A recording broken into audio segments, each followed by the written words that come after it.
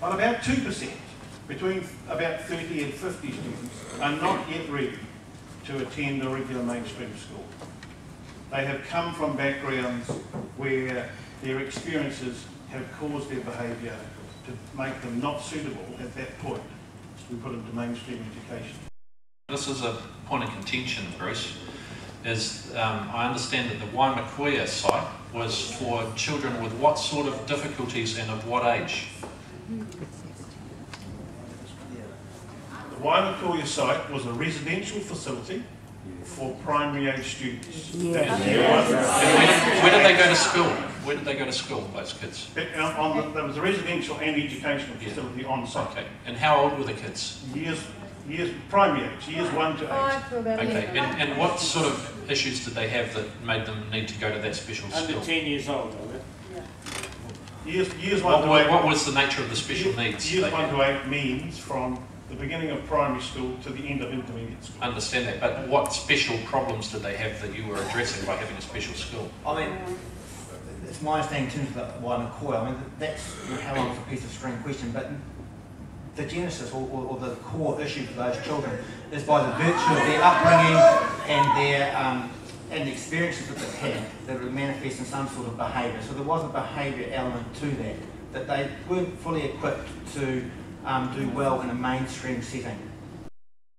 Members here from Education and Ministry of Social Development, I asked the question, is it detrimental to those kids to lump them together? You've talked about a matter of logistics and managing the properties and getting the services to the kids. We're talking about putting those kids together. You know, I mean, I'm not saying they're bad kids, but you know, they've got behavioural problems. You're putting kids with behavioural problems. I mean, look. If you and I have got some behavioural problems, are we gonna really? Is it a really good idea to get us going out together? You asked the question. Yeah. Well, I mean, that's you know, we'll ask him to answer that question. That's why the Felix Donnelly was over 6 sites. In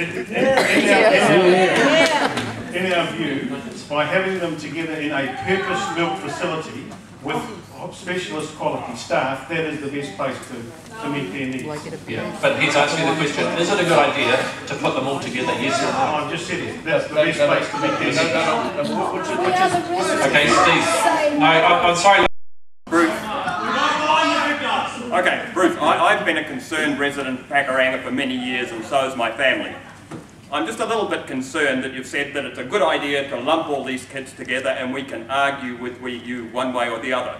But you haven't explained to us why you couldn't look at more convenient sites that weren't next to 2 important primary schools that we have here in Pakuranga. And so the question I ask you, quite simply, is we have St Stephen's College and we have Kingsley Hospital, which are both empty at the moment.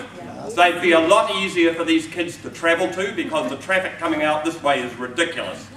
So why put it next to primary schools which are fully operational and concern parents when you could put it somewhere else and make it work? I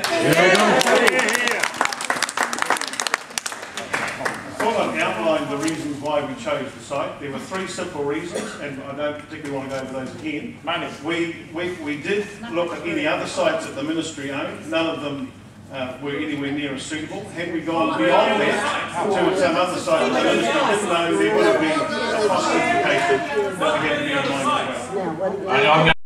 Speak up. I have 2 questions for Bruce. One of the reasons you gave us is that it was the most suitable site. Why? That was one of the 3 reasons why Thurston was the most suitable site. You haven't actually answered that, why it is the most suitable site. And the second question is, what proof do you have that this model actually works? Have you done worldwide research? Has it worked elsewhere in the country? Has it worked elsewhere in the world? What research has been done to say this actually works, this is a good thing for these kids? The third reason that I gave for supporting the sites, which was it was the most suitable site, by that I meant referring to the site itself as opposed to its designation or its location. Pardon me. It has been the host site for a special school facility for many, many years and lent itself more than any other site that the ministry had, and we don't have a lot of spare sites around the place, to locate a special school there. So when I said suitable, I was referring to the site itself. In terms of do we know this model is going to work? This model is, to my knowledge, not been tried in New Zealand before. Is that the previous model did not work. So we had some research done. Probably the most leading research was done by the Cognition Institute that produced the Cognition Report, which is available on their website. And there, with the minister, I know the minister's thinking was closely guided by that report because she has said so, and they outlined that this was one of the options that they saw as being a very feasible option. To ask another question.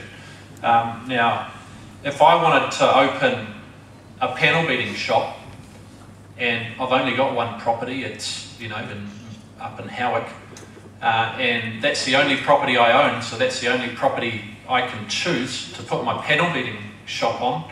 Do you think that's reasonable? Just saying, well, it's the only one I've got. I mean, you don't have. How many spare sites do you have? You mean the ministry? Yeah, I mean, do you think it's reasonable for you to exclude all other sites that you don't own?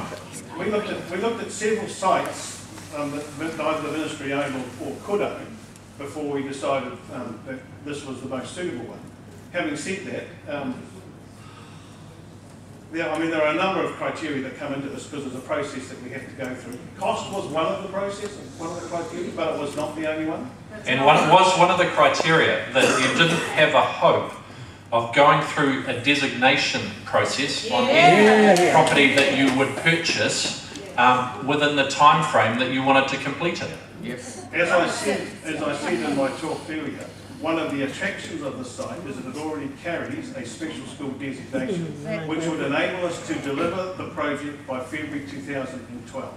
If we went on any other site, we would have to go through an RMA process, and whatever that led to, we were sure that it would not enable us to do that. These kids need this facility now. Thank you. Steve. Oh, sorry. I would like Bruce to read out the special school designation as written in the resource consent. He doesn't happen to have it with him. Strange.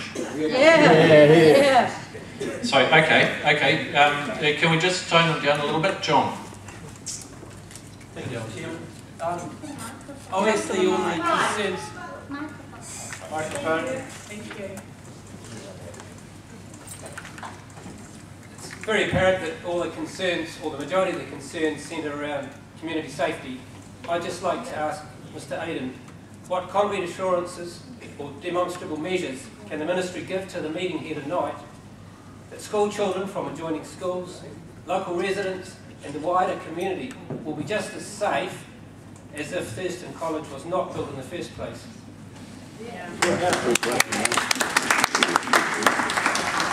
When we looked at the question of health and safety for both the neighbouring schools and indeed the neighbouring residents, as I said earlier, in our view, and I respect people may have different views, but we had to make a judgment call.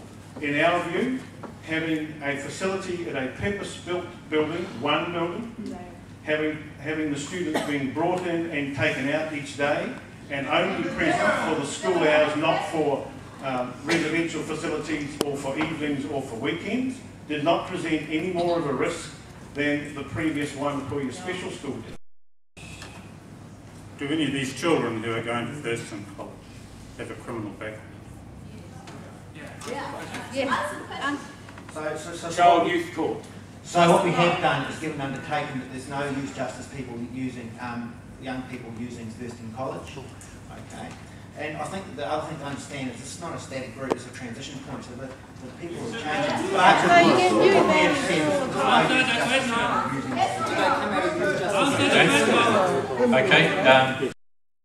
I was just reading your local plan, and one of your priorities is keeping the community safe. And this is what this is all about. We don't want the Ministry to put 100 teenagers with severe behavioural and emotional problems next to our 5-year-olds.